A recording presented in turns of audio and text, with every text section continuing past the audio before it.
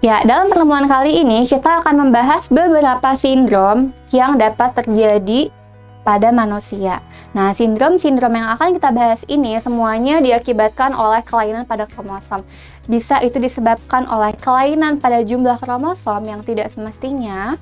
Misalnya, kalau kita tahu jumlah kromosom normal kita tuh berapa sih Sobat Belajar? Ada 46 ya, 46 atau 23 pasang. Yang komposisinya itu adalah apa? Adalah 22 pasang atau 44-nya itu adalah kromosom tubuh atau autosom, dan satu pasangnya atau dua buahnya itu adalah kromosom gamet atau kromosom seks yang menentukan jenis kelamin.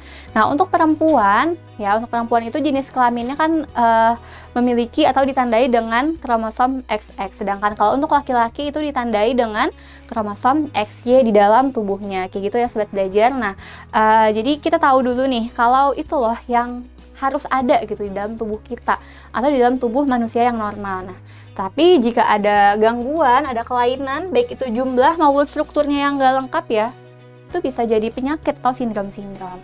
Nah, kita bisa lihat dulu nih di sini. Ya, yang pertama di sini adalah sindrom Down. Sindrom Down ini ditampilkan pertama karena memang sindrom Down ini adalah salah satu sindrom yang terjadi paling banyak gitu di negara kita, di Indonesia gitu. Nah, sindrom Down ini adalah suatu penyakit atau suatu kelainan yang terjadi diakibatkan oleh trisomi kromosom nomor 21. Jadi ini penyebabnya ya, trisomi. Trisomi kromosom nomor 21. Ini yang harus kita ingat ya. Disebabkannya tuh oleh apa dan nomor berapa yang mengalami gangguan. Nah, dalam hal ini kromosom nomor 21. Jadi, yang disebut dengan trisomi itu adalah jumlah kromosomnya bertambah 1.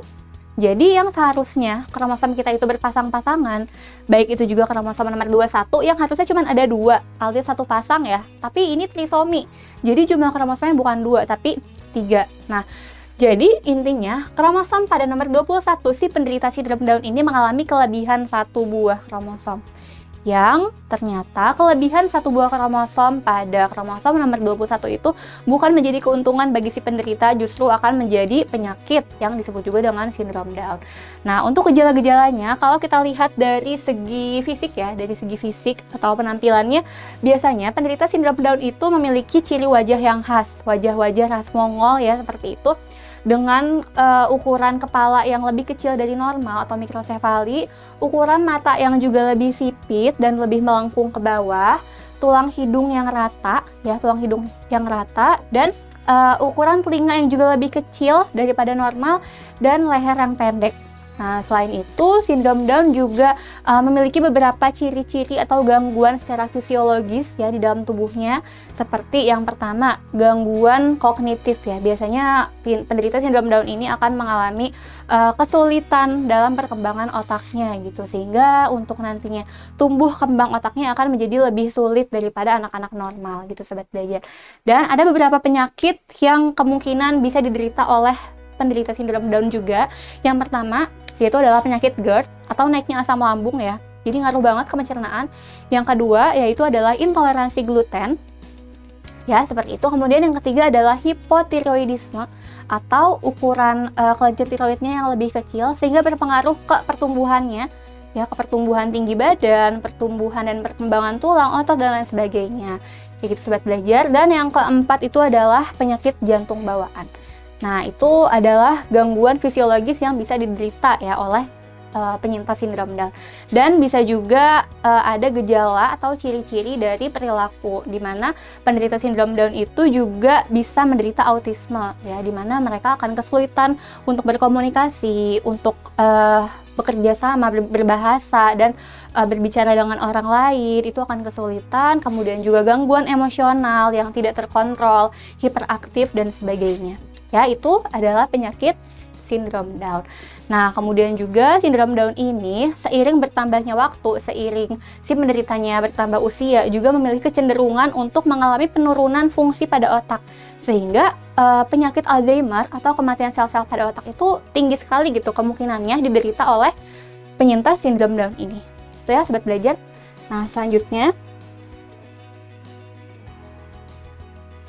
Oke, kemudian di sini ada sindrom Turner. Nah, sindrom Turner ini adalah sindrom yang berhubungan dengan kromosom seks pada manusia, yang mana sindrom Turner ini hanya akan terjadi pada wanita, yang dimana laki-laki itu nggak akan bisa kena sindrom Turner karena gejalanya itu ada di kromosom X-nya. Jadi sindrom Turner ini adalah orang atau wanita dengan kromosom XO. Nah, ini kan aneh ya, XO harusnya tuh kromosom pada manusia, kalau nggak XY alias jadi laki-laki, ya satu lagi apa? XX atau perempuan. Tapi ini dia XO, dia nggak akan bisa dikatakan laki-laki karena laki-laki itu harus punya kromosom Y1. Kalau ini XO, O itu adalah kosong artinya. Jadi dia cuma punya satu kromosom X aja, kayak gitu sobat belajar. Nah, ciri-cirinya kalau dilihat dari fisik ya, ciri khas yang paling kita bisa bedakan pada penderita sindrom Turner adalah leher yang bersayap. Nah, maksud dari leher bersayap ini adalah leher pada penderita yang lebih lebar gitu. Ya, jadi biasanya leher penderita sindrom Turner itu lebih lebar, jadi kayak ada sayapnya, padahal bukan sayap tapi lebih lebar. Gitu. Kemudian juga biasanya mikrosefali, ukuran tubuhnya lebih pendek, dan organ-organ reproduksinya yang tidak berkembang dan tumbuh dengan sempurna.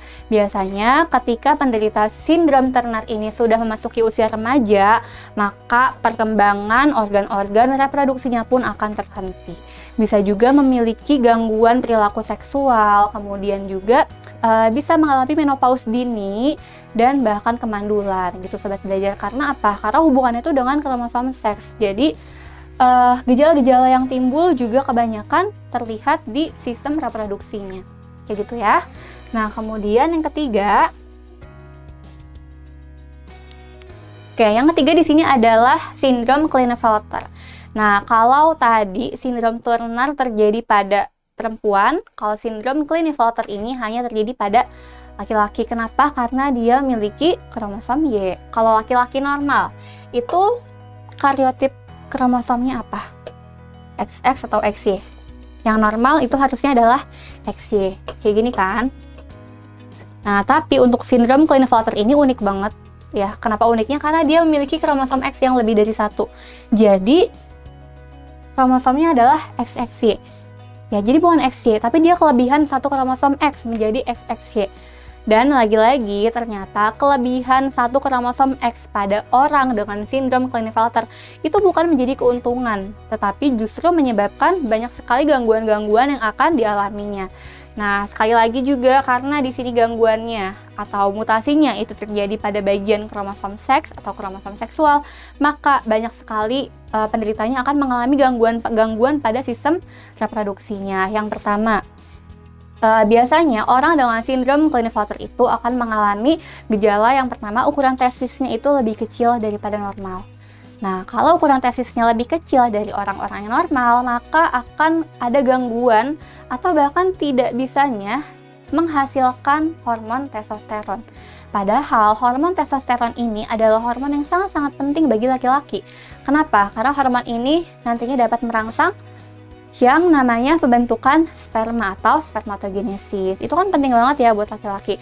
Kemudian juga selain itu, hormon testosteron juga mempengaruhi ciri atau sifat seks sekunder pada laki-laki. Seperti apa? Seperti tumbuhnya rambut pada kumis, jenggot, dan lain-lain sebagainya. Itu kan ciri laki-laki ya, atau ciri pubertas pada laki-laki. Nah, sindrom Klinefelter itu penderitanya nggak bisa mengalami atau nggak bisa ada tumbuhnya kumis, jenggot, dan lain sebagainya karena hormon testosteronnya itu sedikit atau bahkan tidak ada, kayak gitu. Dan kemudian untuk penderita sindrom Klinefelter itu juga akan mengalami pertumbuhan organ reproduktif yang tidak semestinya. Contohnya apa sih yang nggak semestinya? Seperti pertumbuhan payudara, dimana kalau laki-laki itu seharusnya payudaranya tidak berkembang pada saat memasuki usia pubertas.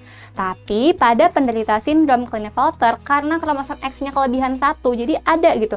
Sifat kewanitaan itu muncul, salah satunya ditandai dengan pertumbuhan kelenjar payudara atau kelenjar susu gitu. Nah, nantinya itu juga bahaya, itu juga berbahaya. Bukan cuma dilihat dari fisik gak bagus, tapi ternyata ada bahayanya juga ke penyakit. Karena apa? Karena dapat menyebabkan atau membuat peluang si penderita akan mengalami penyakit kanker payudara itu jadi lebih tinggi gitu ya sobat belajar. Nah, itu untuk sindrom Klinefelter. Dan Selanjutnya kita lihat lagi di sini ada sindrom Jacob. Nah, oke, sindrom Jacob ini juga terjadinya cuman di laki-laki, nggak ada di perempuan. Kenapa? Karena sindrom Jacob ini adalah sindrom yang memiliki ciri-ciri kromosomnya itu adalah XYY. Kayak gini. Nah, kalau kakak tulisin tipe kromosomnya seperti ini, XYY, bedanya apa nih dengan sindrom Klinefelter tadi? Kalau Klinefelter tadi sobat belajar udah tahu jenis kromosom seksnya gimana? X, XY. X-nya ya yang 2 ya. Kalau ini Y-nya yang 2, XYY. Jadi ini disebut juga dengan sindrom Superman. Tapi justru nggak bikin dia jadi lebih kuat, enggak. Tapi kelebihan satu kromosomnya juga ternyata tidak baik bagi si penderita sindrom Jacob. Nah, penderita sindrom Jacob ini biasanya memiliki beberapa gejala atau kelainan-kelainan, bisa itu kelainan fisiologis di berbagai sistem organ tubuhnya dan juga pada sistem reproduktifnya. Nah, orang dengan sindrom Jacob itu biasanya memiliki pertumbuhan yang tidak normal. Nah, kalau dari ciri fisik pada saat baru dilahirkan atau bahkan sampai dia tumbuh, anak-anak sampai dewasa itu tidak begitu terlihat ya sobat belajar. Ada beberapa yang memang tidak kelihatan gitu ciri fisik dari wajahnya atau dari organ tubuh yang kelihatan dari luar, karena kurang lebih sama gitu. Tapi ada juga beberapa orang dengan sindrom Jacob yang memiliki ciri yaitu bibirnya sumbing, ya bibirnya sumbing atau ada lipatan ya pada bagian bibirnya gitu. Kemudian kalau dari perilaku biasanya sindrom Jacob ini juga bisa membuat penderitanya menjadi kesulitan dalam berbicara ya. Kenapa? Karena ini juga berhubungan dengan sifat kognitif. Jadi kesulitan berbicara, kesulitan untuk menulis, membaca, dan kesulitan juga untuk berbahasa. Untuk komunikasi dengan orang lain itu akan mengalami kesulitan ya. Itu dari sindrom yang namanya sindrom Jacob. Jadi sobat belajar harus bedain di tipe kromosomnya. Kalau ini adalah XYY ya. Kalau yang tadi Klinefelter itu adalah XXY kayak gitu. Oke. Nah, kemudian kita lanjut lagi. Di sini ada yang namanya sindrom Edward. Oke. Nah, untuk sindrom Edward ini udah bukan sindrom yang terjadi akibat mutasi pada kromosom seks atau kromosom gamet, melainkan sindrom Edward ini adalah sindrom yang terjadi pada kromosom somatik atau kromosom tubuh. Nah, ada yang bisa nebak nggak nih sobat belajar? Kira-kira sekarang kromosom nomor berapa ya yang mengalami mutasi? Oke. Sindrom Edward itu adalah suatu sindrom ya yang disebabkan oleh mutasi, lebih tepatnya itu trisomi ya.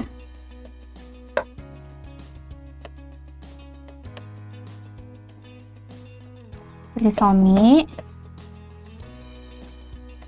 kromosom nomor 18. Oke. Nah, jadi kenapa kita bisa tahu nih kromosom nomor 18 itu masuknya ke somatik? Pokoknya kromosom somatik atau kromosom tubuh kita itu dari kromosom 1 sampai nomor 22. Kan sepasang-sepasang ya, tapi ya sepasang-sepasang tuh 22. Nah, kromosom yang ke-23-nya itu nanti adalah yang kromosom gamet ya, atau kromosom seks. Jadi terserah sobat belajar sih lebih paham pakai istilah pasang-pasangan atau buah nih. Jadi kalau misalnya kromosom nomor 18, ya kromosom nomor 18-nya itu mengalami trisomi atau jumlahnya tuh kelebihan 1 ya. Jadi ada 3, yang harusnya tuh 2, ini ada 3, jadi trisomi gitu. Nah, gejalanya pada sindrom Edward yang pertama adalah ukuran kepala pada penderitanya itu lebih kecil daripada ukuran kepala normal atau disebut juga dengan mikrosefali. Kemudian berat badan pada saat baru dilahirkan itu juga biasanya lebih rendah ya, berat badannya lebih rendah. Bisa juga mengalami gangguan pernafasan, gangguan pada sistem pencernaannya, yaitu dari masih bayi atau dari pada saat baru dilahirkan sudah ada banyak sekali gangguan pada organ-organ dalamnya ya, kayak yang tadi sudah kakak sebutkan, gangguan pernafasan, gangguan pencernaannya, dan juga bahkan banyak sekali ditemukan kasus-kasus orang dengan sindrom Edward itu meninggal tidak lama setelah dilahirkan, kayak gitu sobat belajar. Nah, kemudian ada ciri-ciri lainnya juga, yaitu jari-jari ya, jari-jari pada bayi di sindrom Edward itu biasanya saling bertautan. Jadi jari-jari itu menggenggam tapi saling bertumpuk gitu. Nah, itu ciri khas dari sindrom Edward yang sulit dipisahkan. Nah, jadi salah satu ciri fisik yang terlihat ya pada saat baru dilahirkan atau pada saat bayi itu jari-jari yang saling bertautan. Nah, itu ya sobat belajar untuk sindrom Edward. Pokoknya jangan ketukar nih namanya sindrom Edward sama yang tadi sindrom Jacob. Kalau Jacob itu kan tadi Superman ya, XYY. Kalau sindrom Edward itu kelainannya di kromosom somatik nomor 18 kayak gitu, oke?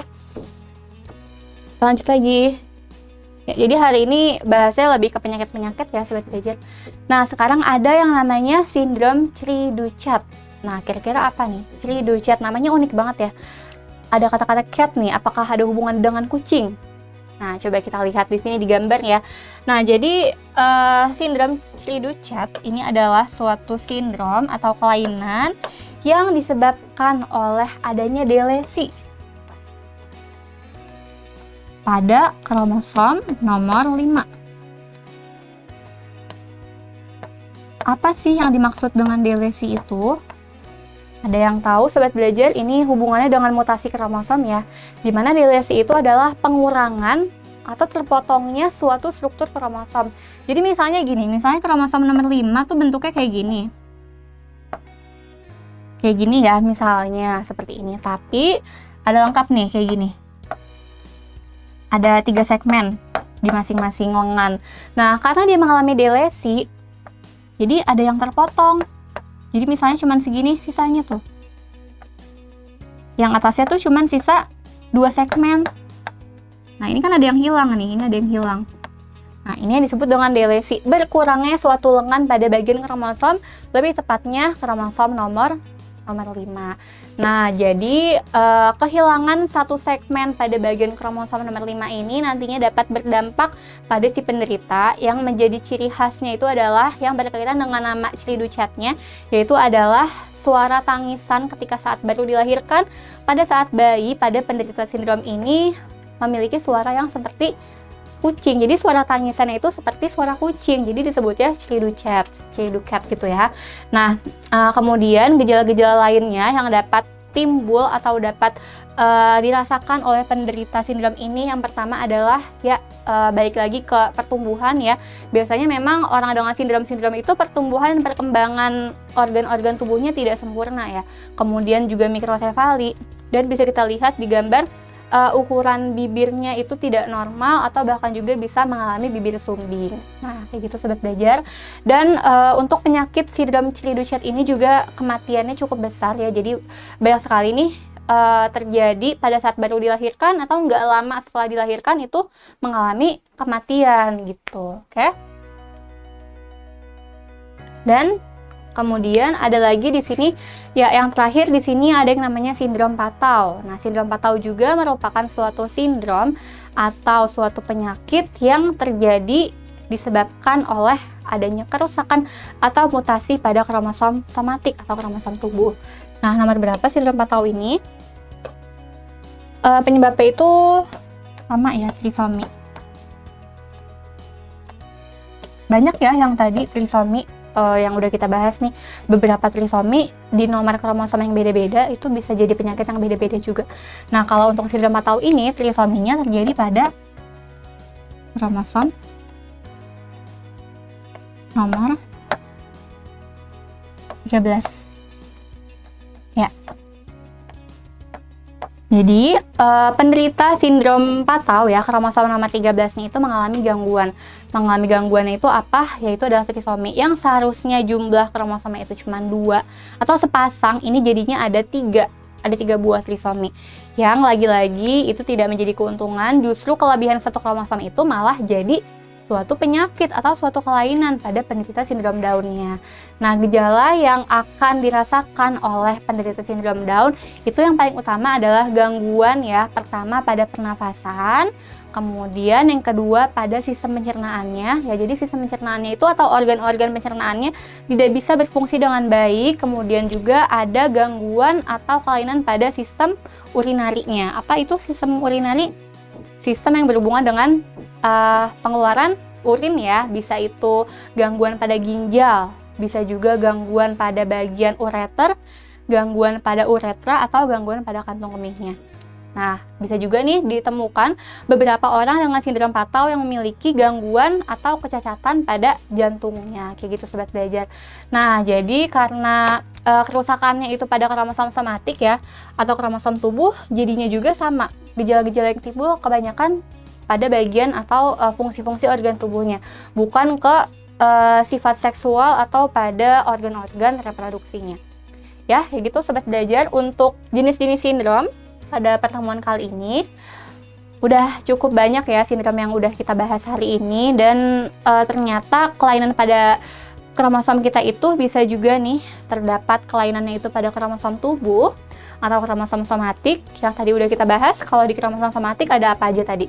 Ada sindrom Patau ini ya, terus juga ada sindrom Edward, ada juga sindrom Cri-du-Chat, kemudian ada juga sindrom Down. Nah, itu yang semuanya tuh somatik atau gangguannya di kromosom tubuh ya. Kemudian ada juga tadi penyakit-penyakit atau sindrom yang terjadi akibat kelainannya itu pada kromosom gamet, bisa itu kekurangan satu kromosom X atau apa namanya tadi, sindrom Turner. Kemudian bisa juga kelebihan kromosom X pada laki-laki atau disebut juga sindrom Klinefelter, dan bisa juga terjadinya kelebihan satu kromosom Y nih pada siapa? Pada laki-laki juga, XYY atau sindrom Superman tadi contohnya, atau disebut juga dengan sindrom Jacob. Oke? Ya, nah itu semua ya Sobat Belajar untuk pertemuan kita kali ini tentang sindrom dan juga penyakit pada manusia. Dan cukup sekian materi hari ini, semoga semuanya bermanfaat. Sampai jumpa lagi di video selanjutnya, karena belajar sekarang mudah, ayo belajar.